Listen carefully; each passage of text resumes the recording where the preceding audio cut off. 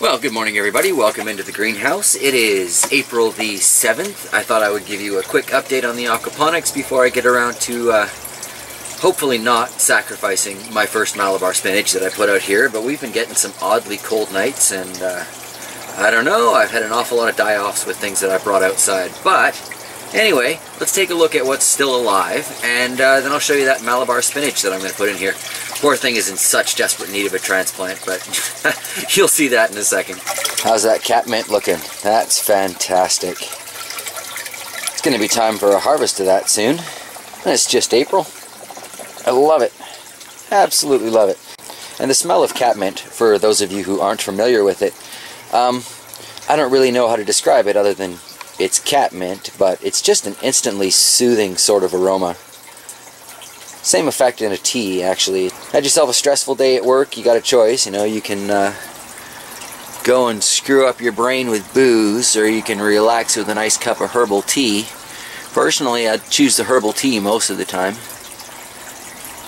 Not all the time. I'm no saint. But this catmint here it's just a lovely choice. The aroma is fantastic. Grow yourself some catmint, especially if you got aquaponics. One thing kind of interesting about this particular catmint too is it's in a little tiny, like 4-inch container of just regular old compost sitting on top of the rocks there in my sump tank, and you can see that root is from the catmint. It's gone all the way through there. There's a couple more of them. I've always had people warn me about your goldfish are going to nibble away at your roots, but I don't think so. Those don't look very nibbled to me. Let's take a look at the aquaponic bed that's kind of turned into a permaculture nursery too. Let's see, we got the currants and the peaches and the raspberries there. They seem to be doing the best of everything so far. And there are the cuttings from the Saskatoon berry bush that I got the other day. And what do we have beside it here? This would be those orange plum or yellow plums. And we've got some little purple plums, the honeyberries, a couple of chard. These guys have fallen down at the moment, but it looks like the new leaves are pointing up in the right direction. Some more honeyberry cuttings. This is the indigo rose tomato seedling that I brought out that stayed stunted for quite some time and now has kind of exploded. So I'm going to need to go through there and trim off some suckers and clean it up. That ought to be interesting, but it looks like it's going to be a nice productive year for that one. Here we've got that kale. As always, the kale is my first indicator if something's wrong in the system, and that looks like yellowing to me, so I'll take a look and see if that's calcium, magnesium, iron. I don't know, might just be a pH issue. Time to do a little preventative maintenance. But I'm going to look before I just throw iron in there. Got a little bit of oregano down at the bottom there. And then strawberries, right? Check that out. You know what's great? Look at those. Can you see those? Oh, it's fabulous. Might even be starting to get warm enough that those ripen for me. And then here we've got the tricolor sage. Looking beautiful, always doing so well on the aquaponics. More sage, more strawberries. There's a pea that I planted in there and didn't expect to do much, but it's going. So hopefully I can get it up onto the green mesh here and we'll see how that does. It's going to get pretty warm in here pretty soon though, so might be too hot for that guy. We'll see. Oh, and the broccolis. Or broccoli. I don't know what that would be. I seem to be doing alright. Carrying on then. Moving to the second half of the greenhouse here, we can see the strawberries in the Aquaponic system are quite happy. Lots of flowers. I don't see any fruit setting on there yet in this particular angle. Oh, that looks like the beginning of a strawberry right there. Fabulous. A little bit of discoloration in the leaves there too, so time to get the pH meter for sure and check some water quality. Here we've got the mini DWC system. So it's a tiny deep water culture, but it still works. We've got one cabbage, one kale, and a little tiny oregano in the back there. Starting to perk up a little bit. I haven't checked the roots on these in a while. Now, it's probably not going to be pristine white because this is the only thing I've got for a settlement tank, but yeah, look at that. Those are definitely not pristine white roots. Nice long roots though. Let's see, here we've got another kale showing some signs of deficiency, although not quite as bad as the first system. We've got a little cabbage back here, and oh, those better not be what I think they are. That's it, I need ladybugs.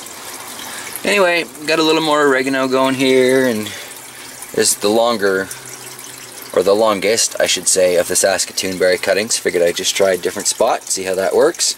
Not that I'm desperate for those to work. And there is going to be a slight change to the wording of things this year. The no-power aquaponic garden has become the hand-watered aquaponic garden just because of the way everything else is working with the Frankenponics. And here's the garbage truck. So, because I am running a pump in this system now, like I said, I can no longer really get away with calling it a no-power aquaponics. But it is definitely still a hand-watered system. As you can see, these various plants are doing just fine. There's that lavender, the English mint, the oregano looks fabulous, and then back there, got my little willow cuttings from last year. Got the willow cutting from the year before that out front, all pruned up, and trying to make something of a bonsai willow out of that. Just kind of a quick look at this current state of my aquaponic garden. Now, I'll show you why I've got to transplant that Malabar spinach. Looks nice, doesn't it? Fairly healthy. It's still growing out of this little tiny container. In fact, it's growing through this little tiny container, so it's probably going to not care much for the loss of that taproot when I pull it out of here. And yet, it'll survive as long as the cold nights don't kill it. That's the real question right now. Is it going to stay warm enough that this thing won't die instantly in a cold night? While there are a lot of things that I really enjoy about Malabar spinach, one thing that kind of drives me is as soon as it gets cold, that's it. It turns black, it dies, it gets this nasty little mold underneath it that infects everything else, and it's just got to go. So, I'm really, maybe I haven't quite stressed enough how much I'm really hoping we are done with freezing at night. Because I really want my Malabar spinach to grow. I enjoy it as a sandwich green. Can't say this enough. The question now, though, is where do I put it in this already overplanted madness? And it's only April. Kind of toying with the idea of maybe putting it into one of the hand-watered Folgers cans there. I don't know. At least it's easy to move then, but you know, when it's got a 30-foot vine on it, it's not easy to move when it's grown, so I'm not sure that's a good idea.